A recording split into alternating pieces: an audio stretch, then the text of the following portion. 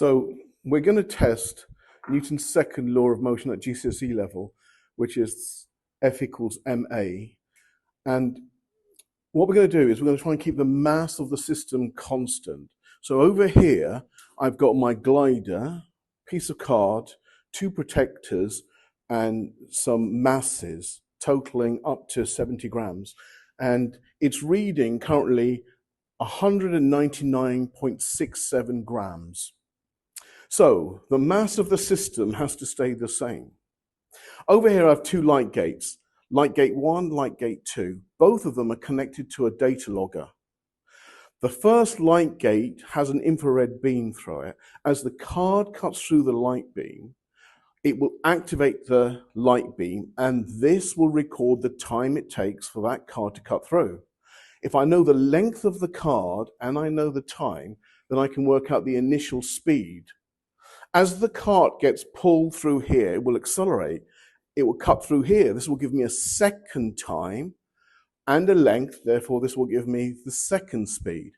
The data logger will also work out the time between the two gates, and therefore, I can program the data logger so that it will give me the acceleration.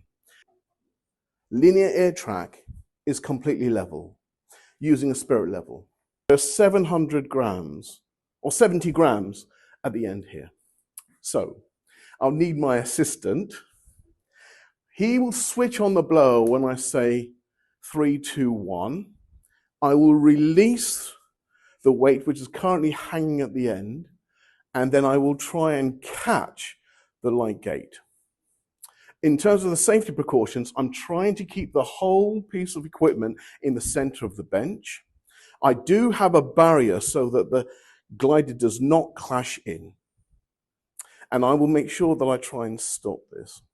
The important thing is that as the glider is pulled, we must avoid the whole system falling to the floor before it gets through the second light gate, or else the force is removed and the results will then be invalid.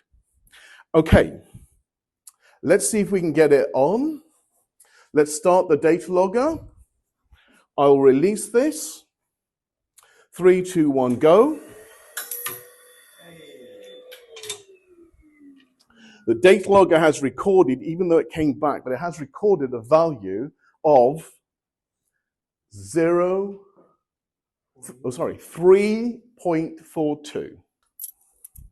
What I'll need to do, because the mass of the system needs to be constant, I'll take off one of the masses and place it on the glider. The mass must not change. I'll place it back onto my piece of string, and we're ready for the second result. The force now pulling is now 0.6 of a Newton. 3, 2, 1, go. Off. Go to the data logger. At 0.6, we have got 2.93. So, once we get all our results, this is a bit awkward because the independent variable is the actual weight at the end here. But what we really want to try and do is to try and find the mass of the system. So we're going to plot a different type of graph. So we want to plot a graph such that the force is on the y-axis and the acceleration is on the x-axis. Because if we get the relationship, then the gradient of this line will give us the mass of the system. Absolutely right. Should we continue getting more results? Yep, absolutely. 2, 1. I think it may have just a clip there, but okay. All right, so we've got 7 results. We need to get a minimum of 7 results in order to see a pattern.